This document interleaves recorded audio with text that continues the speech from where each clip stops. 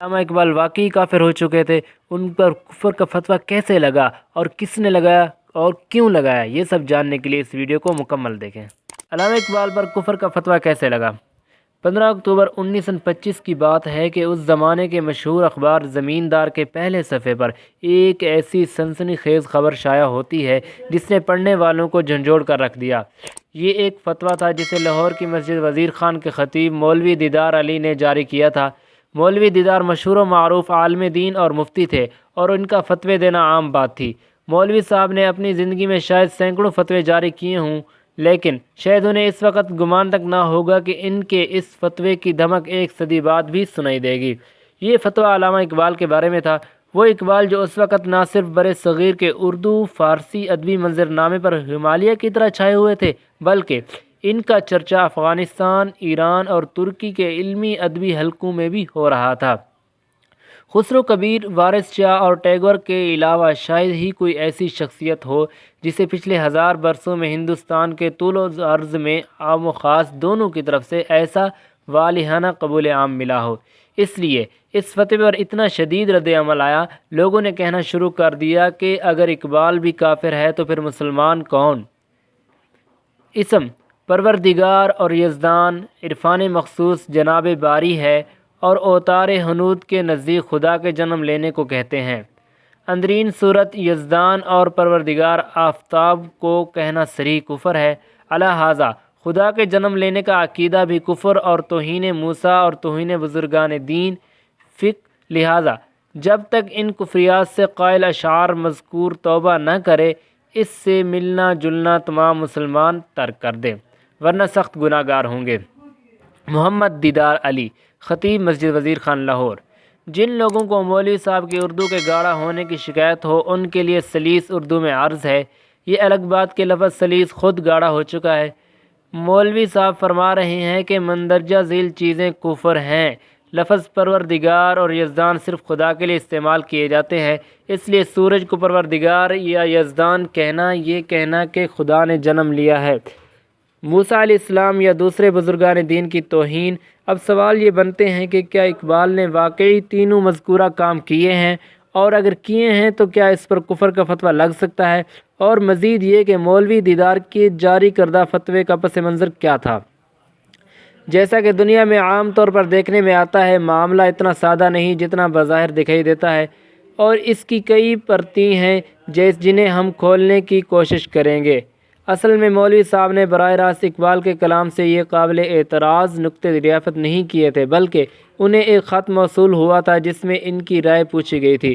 وہ خط یہ ہے کہ کیا فرماتے ہیں علماء دین اور امین شرح متین اس مسئلہ میں کہ ایک شخص اشعار میں آفتاب کو خدائی صفات کے ساتھ متصف کرے اور اس سے مراد طلب کرے اور آخرت پر یقین نہ رکھے، حضرت موسیٰ جیسے جلیل القدر پیغمبر پر استہزاء کرے، علماء کرام اور پیران عظام پر آوازیں کسے اور انہیں برے خطابات سے یاد کرے، ہندوؤں کے ایک بزرگ کو جسے وہ خدا کا اوتار مانتے ہیں امام اور چراغ ہدایت کے الفاظ سے یاد کرے اور اس کی تعریف میں رطب اللسان ہو؟ کیا ایسا آدمی اسلام پر ہے یا کفر پر؟ اس کے ساتھ لین دین، نشست و برخاست اور ہر طرح کا مقاطعہ کرنا جائز ہے یا ناجائز؟ نہ کرنے والوں کے متعلق کیا حکم ہے؟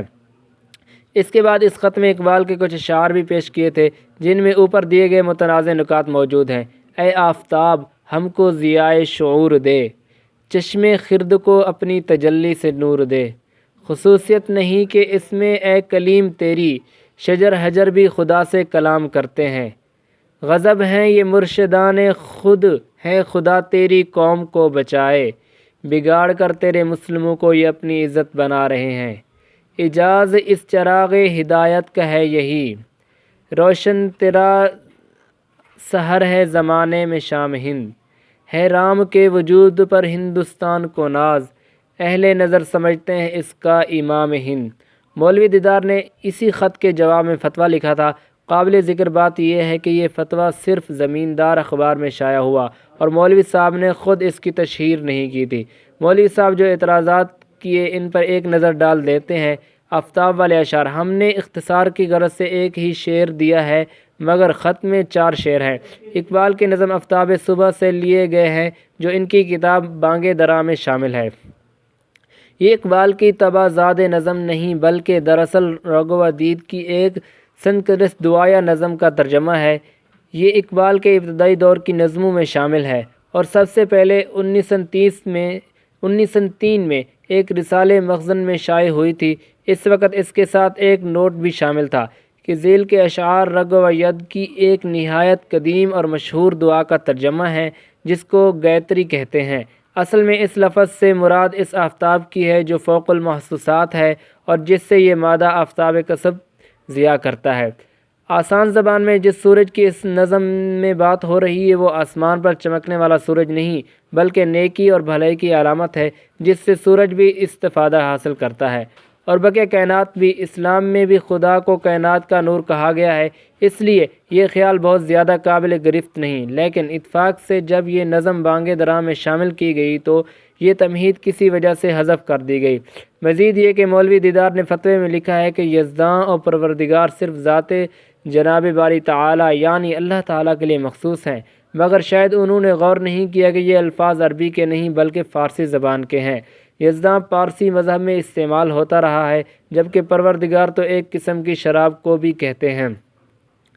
اقبال کی احتیاط کا اندازہ اس سے لگا لیا جا سکتا ہے کہ انہوں نے اس نظم میں عربی کی بجائے فارسی الفاظ زیادہ برتے ہیں تاکہ یہ نظم اسلامی عقائد سے متصادم نہ ہو سکے۔ جہاں تک دوسرے اشعار کی بات ہے تو اگر ایسے شعروں پر فتوے لگتے رہے تو پھر کوئی اردو فارسی شاعر کفر سے بچ نہیں سکے گا، بلکہ اس لپیٹے میں بہت سے صوفی بزرگ بھی آ جائیں گے۔ امیر خسرو، مولانا رومی، حافظ شیرازی، بیدل، میر غالب وغیرہ کے ہاں ایسے قابل فتویٰ شعر تھوک کے حساب سے مل جاتے ہیں۔ عبد المجید سالک نے اپنی کتاب ذکر اقبال میں لکھا ہے کہ اس فتوے پر ملک بھر میں شور مچ گیا۔ مولوی دیدار علی پر ہر طرف سے طعن و ملامت کی بوچھاڑ ہوئی۔ مولانا سلیمان ندوی نے زمیندار میں اس جاہلانہ فتوے کی جھتار کر دی۔ ایک گمنام مقالہ نگار نے ایک مدلل مضمون میں اس فتوے کا جواب دیا، یعنی اشعار منقولہ کے ایک ایک لفظ پر بحث کر کے ثابت کیا کہ ان سے ہرگز کفر کا شائبہ تک پیدا نہیں ہوتا۔ عبد المجید سالک مزید لکھتے ہیں کہ مولوی دیدار علی کی اس حرکت سے علماء اسلام کے اجتماعی وقار کو سخت صدمہ پہنچا، کیونکہ مسلمانوں کے تمام طبقات، عالم و عام، قدیم، تعلیم یافتہ اور جدید پڑھے ہوئے لوگ علامہ اقبال کو نہایت مخلص مسلمان، عاشق رسول، دردمند ملت، حامی دین اسلام تسلیم کرتے تھے اور کہتے تھے کہ اگر ہمارے علماء کے نزدیک اقبال جیسا مسلمان بھی کافر ہے تو پھر مسلمان کون ہے؟ اس کے علاوہ حکیم احمد علی فیروز پوری نے بھی زمیندار میں مولوی صاحب کے خلاف مضامین لکھ کر ان کے فتوے پر کڑی گرفت کی، جن صاحب کو سالک نے گمنام مقالہ نگار کہا ہے۔ دوسری کتاب میں ان کا نام چودھری محمد حسین M.A لکھا ہے۔ انہوں نے اور حکیم فیروز پوری صاحب نے تو الٹا یہ سوال اٹھا دیا کہ اس فتوے کے بعد خود مولوی صاحب خود مسلمان رہے یا نہیں۔ مولوی دیدار کون تھے؟ مولوی دیدار کوئی چھوٹی موٹی شخصیت نہیں بلکہ اپنے دور کے نہایت مشہور و معروف عالم دین تھے جن کا تعلق بریلوی مسلک سے تھا اور ان کو براہ راست احمد رضا خان بریلوی سے شاگردی اور رہنمائی کا شرف حاصل تھا۔ ضیاء طیبہ نامی ویب سائٹ کے مطابق 1852 کو الور میں پیدا ہوئے تھے۔ دینی تعلیم مکمل کرنے کے بعد 1907 میں لاہور آ کر یہاں قوت الاسلام کے نام سے مدرسہ قائم کیا۔ 1922 میں مسجد وزیر خان کے خطیب مقرر ہوئے۔ وہ خود بھی شاعر تھے اور عربی، فارسی اور اردو تینوں زبانوں میں شعر کہتے تھے۔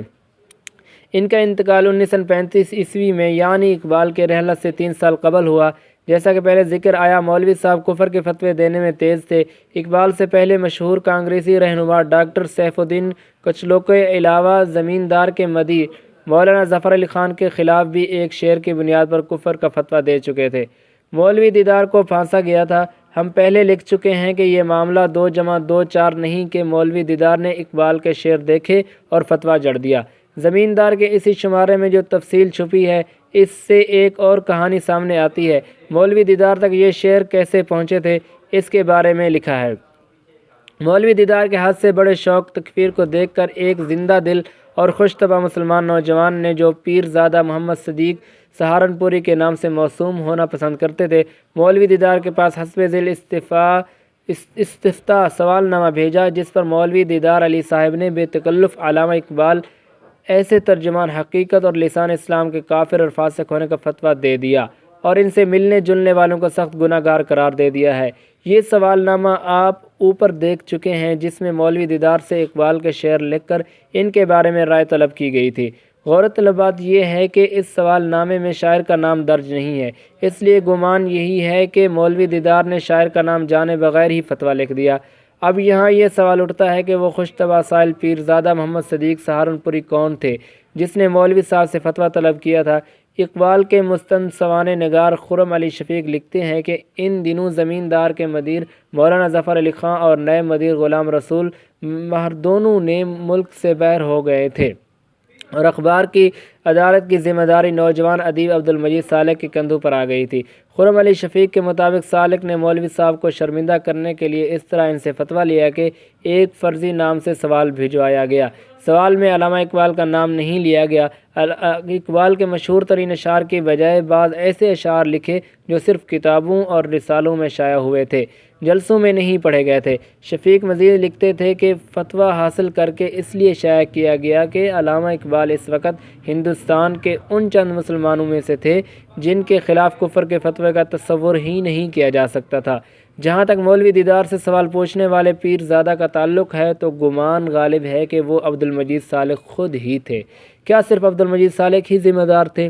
لیکن ہمارا سوال ہے کہ کیا سارا ملبہ سالک پر ڈالنا مناسب ہے؟ کہیں ایسا تو نہیں کہ زمیندار نے بطور ادارہ ہی مولوی صاحب کو ہدف بنانے کی سازش کی ہو؟ آخر مولوی صاحب نے زمیندار کے مالک اور مدیر مولانا ظفر علی خان پر بھی فتویٰ لگایا تھا اور مولانا نے ان کی ہجو بھی لکھی تھی۔ لوگوں کی دل آزاری کے خدشے کے پیش نظر ہم وہ ہجو یہاں نقل نہیں کر سکتے، البتہ کسی کو شوق ہو تو وہ خرم علی شفیق کی کتاب اقبال دور عروج کے صفحہ نمبر 328 پر پڑھ سکتا ہے۔ اس لیے ہم یہ مفروضہ پیش کر سکتے ہیں کہ شاید زمیندار نے بطور ادارہ مولوی صاحب کو نیچا دکھانے کا منصوبہ بنایا اور جس وقت اس منصوبے پر عمل درآمد ہوا عین اسی وقت ادارے کے مدیر اور نئے مدیر پر اصرار بلکہ مشکوک طور پر ملک سے باہر چلے گئے تھے تاکہ ان پر حرف نہ آئے۔ مزید یہ کہ اس قسم کے منصوبے کے لیے خاصی طویل منصوبہ بندی درکار ہوتی ہے، اس لیے یہ بات قرین قیاس نہیں لگتی کہ ایک نوجوان مدیر جو عارضی طور پر اخبار کی ادارت سنبھالے ہوئے ہے، ادارے کی آشیرواد کے بغیر خود اپنی طور پر اتنا بڑا منصوبہ بنائے اور جلدی اس پر عمل بھی کر گزرے۔ زرد صحافت: زمیندار نے بطور ادارہ جو کچھ کیا اس سے ایک تیر سے دو شکار گرے۔ مولوی دیدار تو نشانہ تھے ہی، لیکن اتنی تہلکہ خیز اور دھماکے دار خبر چھاپنے کے بعد یقیناً اخبار کے اشاعت میں زبردست اضافہ دیکھنے میں آیا ہوگا۔ اخبار میں چھپنے والے مضامین سے پتہ چلتا ہے کہ یہ معاملہ ہفتوں بلکہ مہینوں گرم رہا تھا۔ اب معاملہ یہ ہے کہ اگر خرم علی شفیق کا نظریہ درست ہے تو پھر زمیندار نے خبر چلائی نہیں بلکہ خبر بنائی، اور اس کے لیے مولوی دیدار کے علاوہ علامہ اقبال کو بھی استعمال کیا گیا۔ مولوی صاحب کو نیچا دکھانے کی کوشش میں اور اپنے اخبار کی مقبولیت بڑھانے کے لیے اقبال پر کفر کے مصنوعی فتوے سے ظاہر ہے کہ اقبال کو بھی شدید ذہنی دھچکا پہنچا ہوگا۔ انہوں نے ایک خط میں بھی اس کا اظہار کیا ہے کہ مجھ پر تو کفر کے فتوے لگ رہے ہیں۔ البتہ یہ کہنا بے جانا ہوگا کہ مولوی دیدار کی جلد بازی اور تکفیر کی عادت نے انہیں نقصان پہنچایا اور زمیندار نے اس کے خلاف جو پھندہ تیار کیا وہ بے دھڑک اس میں پھنس گئے۔ یہ تھے علامہ اقبال رحمۃ اللہ علیہ پر کفر کا فتویٰ کیسے لگا، کیوں لگایا اور کس نے لگایا، کس سازش کے تحت لگا گیا۔ یہ واقعہ ہم نے آپ کو مکمل سنا دیا گیا ہے، اور اگر آپ نے اس واقعے کو مکمل سنا ہے تو ہمارے چینل کو ایک مرتبہ سبسکرائب کر دیں اور لائک کر دیں۔ شکریہ۔